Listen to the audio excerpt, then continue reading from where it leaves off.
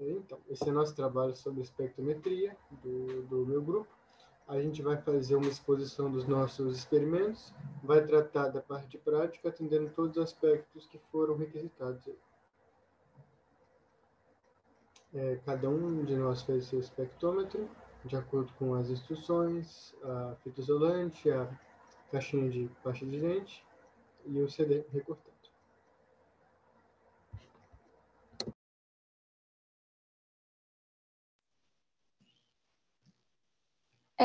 As ondas eletromagnéticas são liberações de energia elétrica e mecânica que se propagam tanto no vácuo quanto em meios materiais. E quando propagadas na velocidade da luz, que é mais ou menos 300 mil quilômetros por segundo, elas formam algumas ondas. Essas ondas são transversais e tridimensionais. Há vários tipos de ondas eletromagnéticas por conta da diferença de frequência delas. E elas são as ondas de rádio, micro-ondas, infravermelho, luz visível, ultravioleta, raio-x, raio gama.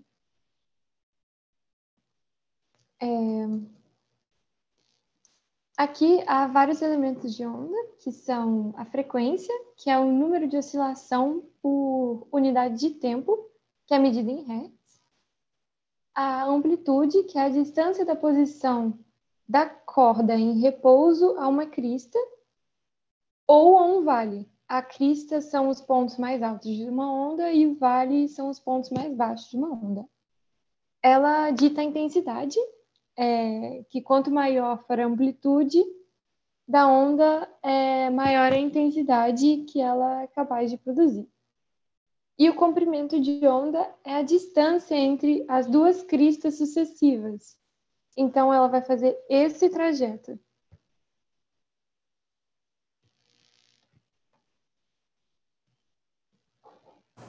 Bom, agora eu vou explicar um pouquinho a relação entre a frequência, a energia e a cor associadas à onda, né?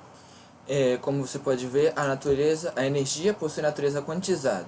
Então, até um certo momento da história, a física entendia que a energia era liberada de forma ininterrupta.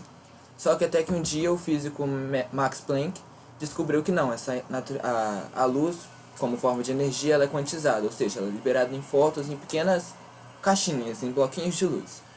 E ele formulou essa equação aí, que é energia é igual a constante de Planck, que é esse número que está embaixo, 6,626 vezes 10 a menos 34 joules por segundo, vezes a frequência. Bom, como você pode ver, a frequência e a energia são diretamente proporcionais. Então, ou seja, quanto maior a frequência de uma determinada onda, maior vai ser a energia que ela libera. Pode passar, Bela. Agora, explicando isso em termos físicos e racionais, a gente tem aqui, por exemplo, os raios gama. Eles têm frequências de 10 a 24 Hz. E o comprimento da onda é de 10 a menos 16, ou seja, quanto maior a frequência, maior a energia, mas em relação ao comprimento de onda ele vai ser menor. Então a gente vai passando, diminuindo a frequência, vai dos raios gama, depois raios X, raios ultravioletas que estão abaixo do violeta, né, onde a gente não consegue mais ver. Aí o espectro visível, que vai desde o violeta até o vermelho, então a gente vai passando por aquelas cores de arco-íris do Newton, o vermelho, laranja, amarelo e por aí vai. Depois do vermelho a gente tem o infravermelho, as ondas de micro-ondas, ondas de rádio longo também. Então são basicamente esses. E a gente tem um espectro bem pequeno em comparação a tudo, fica entre 10 a 16, 10 a 12, então tipo, é bem pequeno mesmo esse espectro visível que a gente consegue ver em relação a todo, mas não que esse restante de ondas não seja importante, porque a gente não consegue ver. Por exemplo, nós temos os raios-x que auxiliam muito nos tratamentos médicos, micro-ondas que é quase que indispensável para a vida atual, ondas de rádio que conseguem transmitir informações a longa distância e por aí vai. Então, a luz branca ela pode ser decomposta em várias cores, cores essas que vão formar os espectros da luz. Então, a gente aqui vai tratar principalmente de dois conceitos que tem que ser muito bem divididos: a refração e a difração.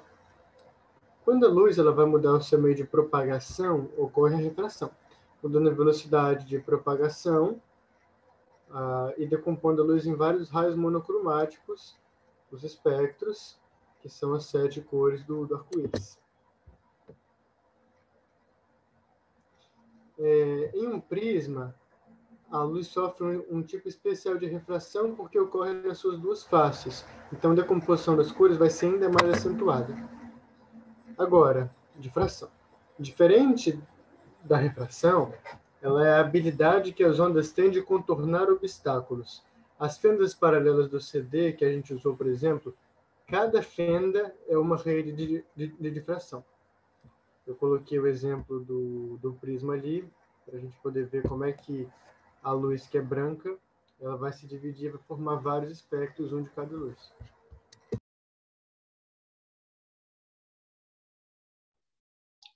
Falando agora do espectro contínuo e descontínuo, vemos primeiro, começando pelo espectro contínuo, que ele possui energias distribuídas em uma certa faixa de valores, por isso ele é contínuo.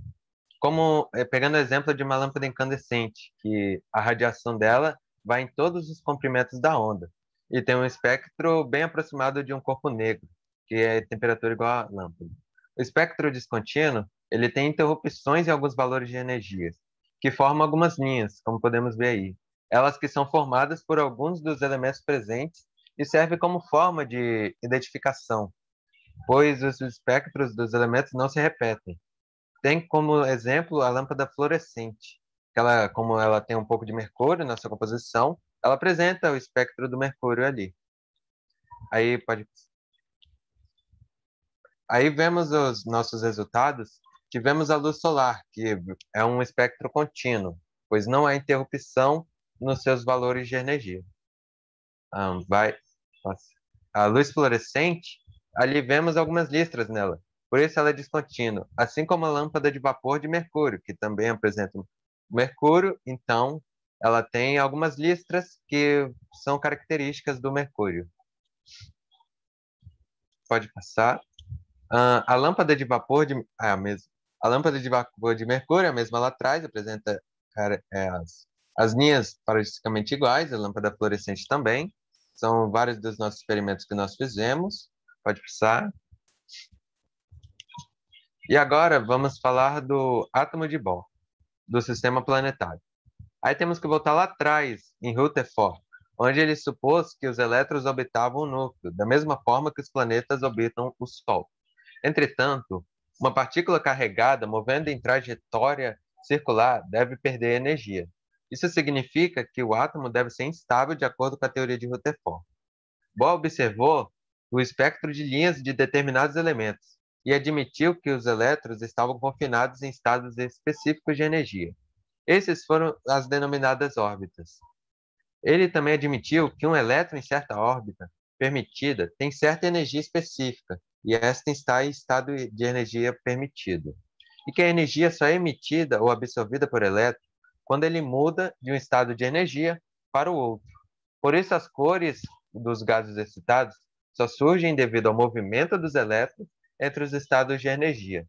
Falando dos elementos, como os estados de energia são quantizados, a luz emitida por átomos excitados deve ser quantizada e aparece como o espectro de linhas visto no experimento. Bom, então, foi esse o nosso trabalho, basicamente. Espero que você tenha compreendido e aproveitado o trabalho também. Muito obrigado.